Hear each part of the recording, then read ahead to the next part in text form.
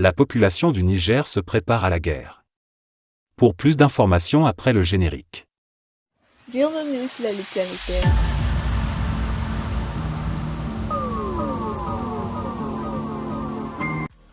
Mais tout d'abord, avant de commencer, n'oubliez pas de vous abonner et activer la cloche de notification, car cela vous permettra de ne plus manquer les prochaines vidéos.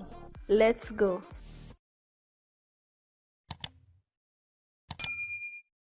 Pendant que des chefs d'état-major de l'organisation intergouvernementale ouest-africaine réunis à Abuja travaillent sur un plan d'intervention militaire à Niamey, un ancien officier de l'armée gambienne prévient le président Adama Barrow sur les dangers que pourrait avoir une participation des forces armées gambiennes.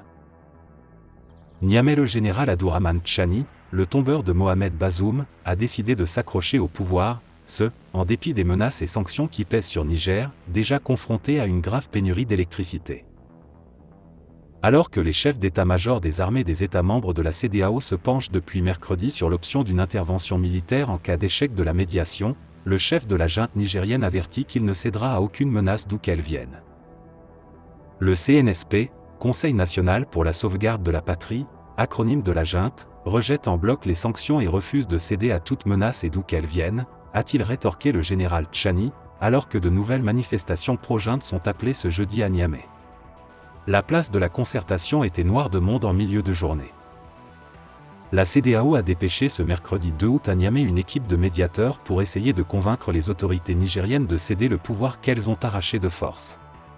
Nous refusons toute ingérence dans les affaires intérieures du Niger, tranché l'homme fort de Niamey qui est en pleine offensive régionale.